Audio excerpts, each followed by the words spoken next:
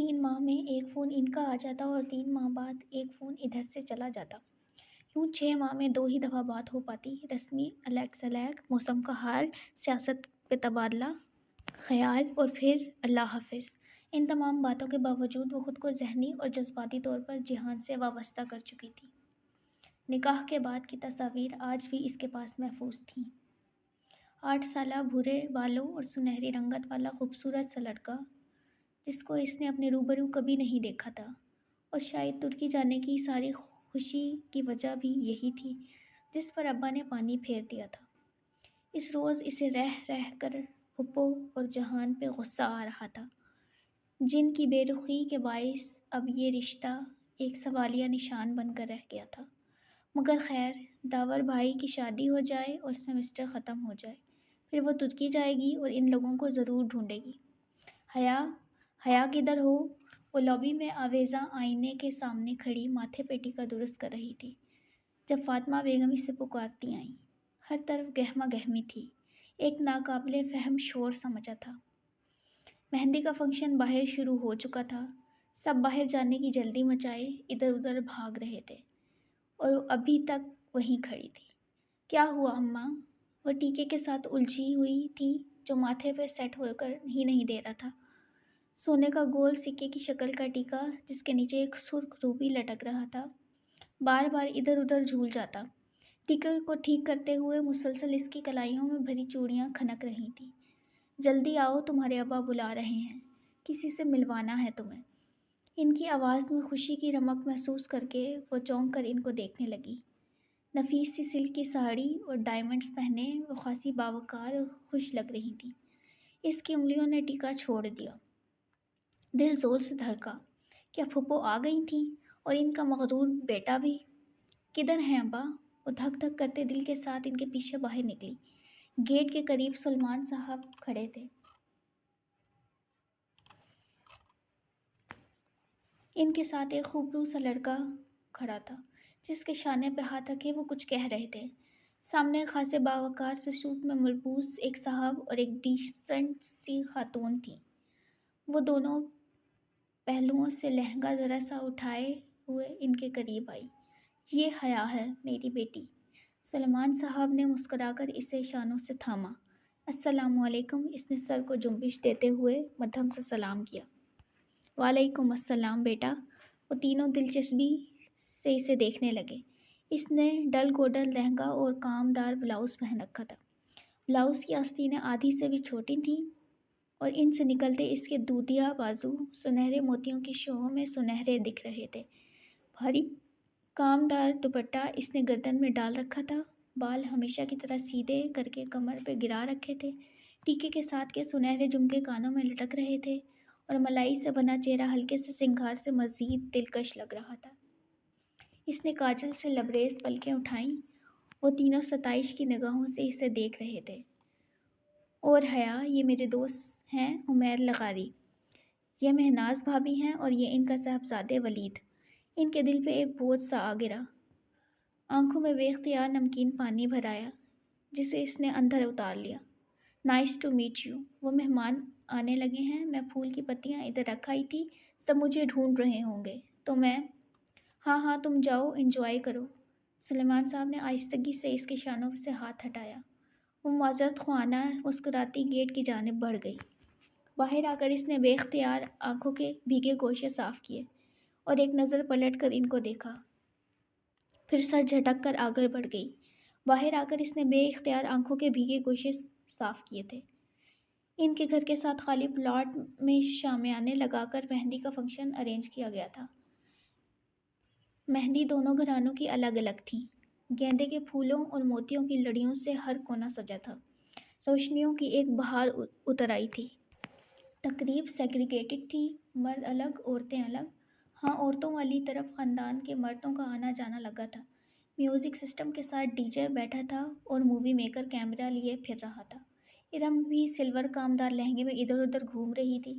وہاں D J, movie والے اور ریفریشمنٹ سرو کرتے ویٹرز باہر کے مرد تھے، مگر آج تو شادی کا فنکشن تھا، پھر سر ڈھکنے کی پابندی کیسے ہوتی؟ شادیوں پہ تو خیر ہوتی ہے نا۔ حیا، ڈانس شروع کریں؟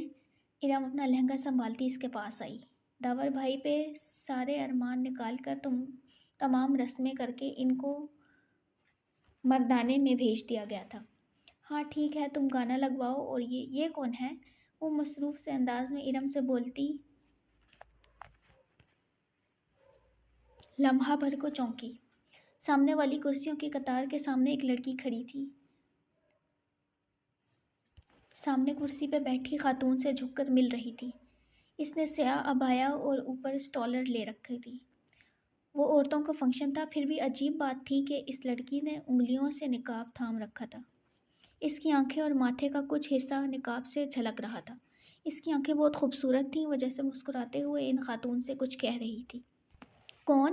ارم نے پلٹ کر دیکھا، پھر گہری سانس لے کر واپس مڑی۔ یہ ایلین ہے۔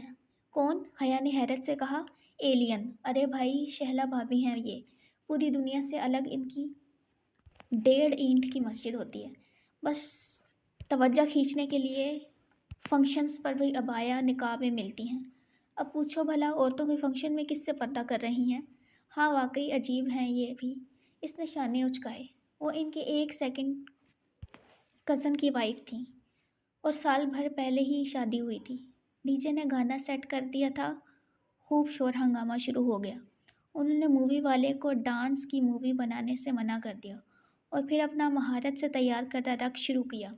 ایک سنہری پلی لگ رہی تھی تو دوسری چاندنی کی۔ جب پاؤں دب گئے اور خوب تالیاں بجیں تو وہ ہنستی ہوئی واپس کرسیوں کی طرف آئیں۔ السلام علیکم شہلا بھابی۔ وہ لڑکی بھی اس میز پہ موجود تھی۔ مہوش، سہرش اور ثنا بھی اپنی امی کے ساتھ وہیں تھیں۔ ارم نے فوراً سلام کیا، حیا نے بھی پیروی کی۔ وعلیکم السلام، کیسی ہو تم دونوں؟ وہ مسکرا کر خوش دلی سے ملی۔ ایک ہاتھ کی 2 انگلیوں سے اس نے ابھی تک سیاہ نقاب تھام رکھا تھا۔ بالکل ٹھیک شہلا بھابی، نقاب اتار دیں، ادھر کون ہے؟ شہلا نے جواباً مسکرا کر اس بات میں سر ہلایا، مگر نقاب اسی طرح پکڑے رکھا۔ ماشاء اللہ، تم دونوں بہت پیاری لگ رہی ہو۔ وہ بات کرتے کرتے ذرا سی ترچھی ہو گئیں۔ حیا نے حیرت سے دیکھا، شاید اس طرح مووی والا فلم بنا رہا تھا، اسی لیے۔ عجیب عورت ہے، اتنی بھی کیا بے اعتباری، ہماری فیملی مووی ہے، ہم کون سا باہر کسی کو دکھائیں گے؟ حیا بڑبڑائی۔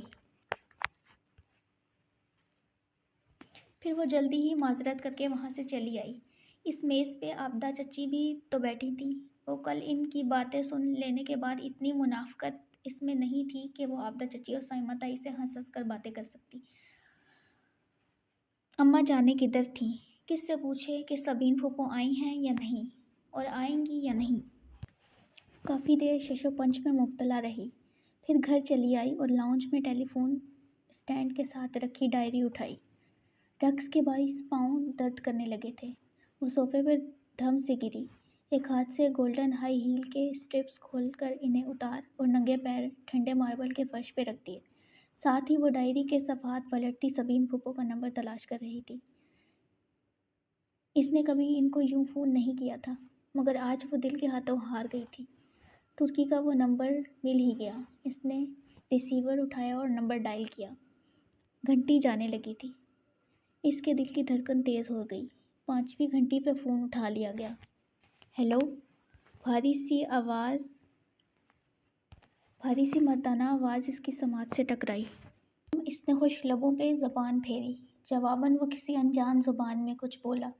میں پاکستان سے بات کر رہی ہوں، وہ گڑبڑا کر انگلش میں بتانے لگی۔ پاکستان سے کون؟ اب کہ وہ انگریزی میں پوچھ رہا تھا، اس کی آنکھوں میں پانی بھرنے لگا۔ میں سبین سکندر کی بھتیجی ہوں، پلیز ان کو فون دے دیں۔ وہ جواہر تک گئی ہیں، کوئی میسیج ہے تو بتا دیں، وہ مصروف سے انداز میں کہہ رہا تھا۔ جب یہ جواہر کیا تھا، اسے کچھ اندازہ نہ تھا۔ وہ سبین پھوپھو نے پاکستان نہیں آنا کیا؟ داور بھائی کی شادی پر؟ نہیں، وہ بیزی ہیں۔ شاید وہ فون رکھنے ہی لگا تھا کہ وہ کہہ اٹھی، آپ کون؟ ان کا بیٹا جہان۔ کھٹ سے فون رکھ دیا گیا۔ اس نے بھیگی آنکھوں سے ریسیور کو دیکھا اور پھر زور سے ایک ریڈل پہ پٹخا۔ بے اختیار امڈ آئے آنسو صاف کرتی وہ جھک کر سینڈل پہننے لگی۔ آنسوؤں نے آنکھوں کا میک اپ ذرا سا خراب کر دیا تھا۔ وہ اسے پھر سے ٹھیک کر کے کچھ دیر بعد باہر آئی تو گیٹ کی طرف سے ظفر چلا آ رہا تھا۔ اس کے ہاتھ میں سفید اد کھلے گلابوں کا بوکے تھا۔ وہ بے اختیار ٹھٹک کر رہ گئی، پھر لہنگا سنبھالتی ہوئی برآمدے کے زینے میں اتر آئی۔ یہ کیا ہے ظفر؟ وہ تسی اتھے ہو؟ یہ کورئیر والے نے دیا ہے تواڈے لیے۔ ظفر نے گلدستہ اور ایک بند لفافہ اس کی طرف بڑھایا۔ وہ پچھلے 7 سال سے تایا فرقان کا ملازم تھا۔ وہ گاؤں سے اسے لے کر آئے تھے۔ جب آیا تھا تو پنجابی بولتا تھا، پھر ان 7 برسوں میں اردو سیکھنے کی کوشش کی مگر ناکام رہا۔ اب وہ کوئی درمیانی زبان بولتا تھا۔ ٹھیک ہے، تم جاؤ۔ اس نے بوکے کو بازو اور سینے کے درمیان پکڑا اور دونوں ہاتھوں سے بند لفافہ کھولنے لگی۔ حسب معمول اس میں سفید سادہ کاغذ تھا جس کے بالکل درمیان میں اردو میں ایک سطر لکھا تھا، اس لڑکی کے نام جو کبھی کسی انچاہے رشتے کے بننے کے خوف سے روتی ہے تو کبھی کسی بن چکے انچاہے رشتے کے ٹوٹنے کے خوف سے۔ وہ سن رہ گئی، پھر گھبرا کر ادھر ادھر دیکھا۔ گیٹ کھلا تھا۔ مہندی والی جگہ سے روشنی اور موسیقی کا بے ہنگم شور یہاں تک آ رہا تھا۔ درمیان میں بہت سے لوگ آ جا رہے تھے، مہمان، نوکر چاکر وغیرہ۔ ایسے میں کیا کوئی ادھر تھا جو اس کا بغور مشاہدہ کر رہا تھا؟ اس نے لفافے کو پلٹا۔ کورئیر کی مہر ایک روز قبل کی تھی۔ ابھی 10 منٹ قبل وہ جہان کے ساتھ پہلی دفعہ بات کر کے روئی تھی، بن چکا انچاہا رشتہ، اور گھنٹہ بھر پہلے وہ ولید اور اس کے والدین سے ملی تھی۔ انچاہے رشتے کے بننے کے خوف، یہ کون تھا جو اتنا باخبر تھا؟ ایک دن قبل ہی اسے کیسے معلوم ہوا کہ وہ آج 2 دفعہ روئے گی؟ وہ خوف زدہ سی کھڑی، بار بار وہ تحریر پڑھے جا رہی تھی۔ ابا نکل تو نہیں گئے؟ وہ پرفیوم کی بوتل بند کر کے سنگھار میز پر رکھتی، مخصوص ہارن اور گیٹ کھلنے کی آواز پر موبائل اور پرس اٹھا کر باہر کو بھاگی۔ کافی دیر سے وہ کمرہ بند کر کے بارات میں جانے کے لیے تیار ہو رہی تھی۔ فاطمہ بیگم جلدی جلدی کا شور مچائے 10-12 منٹ سے دروازہ بجا چکی تھیں۔ مقررہ وقت ہونے کو تھا۔ آج داور بھائی کی بارات تھی۔ سلیمان صاحب کو تو سب سے پہلے ہال پہنچنا تھا اور اس کی سستی سے بھی وہ واقف تھے۔ پورچ خالی تھا۔ تایا فرقان کے پورچ سے البتہ شور سنائی دے رہا تھا۔ غالباً وہاں پر ابھی سب نہیں نکلے تھے۔ اب کیا کرے؟ ابا کو فون کرے یا تایا فرقان کے گھر جا کر کسی سے لفٹ مانگے؟ وہ انہی سوچوں میں الجھی اندر جانے کو پلٹی تھی کہ کھلے گیٹ پہ ہارن ہوا۔ اس نے رک کر دیکھا۔ سیاہ چمکتی ایکارڈ باہر کھڑی تھی۔ اس کی ہیڈ لائٹس خاصی تیز تھیں۔ حیا کی آنکھیں چندھا گئی تھیں۔ اس نے بے اختیار ماتھے پہ ہاتھ کا سایہ بنا کر دیکھنا چاہا، تبھی ہیڈ لائٹس دھیمی ہوئیں۔ ڈرائیونگ سیٹ پر بیٹھے شخص کا چہرہ واضح ہوا۔ وہ ولید لغاری تھا۔ ساتھ فرنٹ سیٹ پر اس کی والد تھے اور پیچھے والدہ۔ السلام علیکم حیا۔ وہ دروازہ آدھا کھول کر باہر نکلا اور ایک نرم مسکراہٹ کے ساتھ اسے دیکھا۔ وہ دھیمی ہوتی ہیڈ لائٹس کی روشنی میں ان کے سامنے کھڑی تھی۔ گہرے سرخ کامدار بغیر آستینوں والا فراک جو پاؤں تک آتا تھا اور نیچے ہم رنگ تنگ پاجامہ۔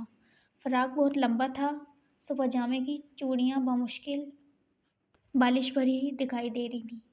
گولڈن دوپٹہ گردن میں تھا اور کانوں سے لٹکے لمبے لمبے آویزے کندھوں کو چھو رہے تھے۔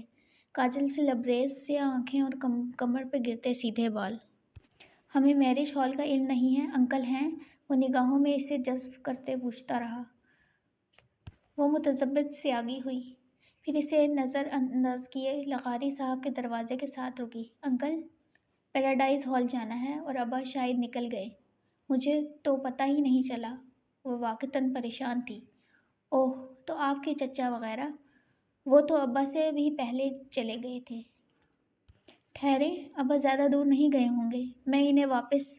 ارے وہ کیوں واپس آئیں؟ ان کا جلدی پہنچنا ضروری ہے۔ آپ ہمارے ساتھ آ جاؤ بیٹا، ہم نے بھی تو وہیں جانا ہے۔ ہاں بیٹا آؤ۔ مسز مہناز لغاری نے فوراً اپنی طرف کا دروازہ کھولا اور دوسری طرف ہو گئی۔ وہ چند لمحے حیرانی میں کھڑی رہی۔ اب اگر ابا کا انتظار کرتی تو آدھا فنکشن نکل جاتا، اور اگر ان کے ساتھ جاتی تو ابا برا نہیں مانیں گے، یہ تو اسے یقین تھا۔ چلیں ٹھیک ہے۔ وہ ہچکچاتے ہوئے پچھلی سیٹ کی طرف بڑھ گئی۔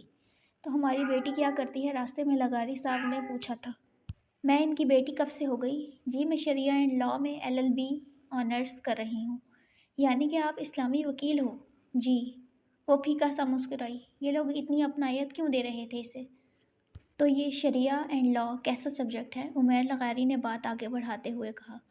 کیونکہ میں بنیادی طور پر ایک انجینئر ہوں، انجینئرنگ شروع میں مجھے مشکل لگتی تھی، بعد میں آسان ہو گئی۔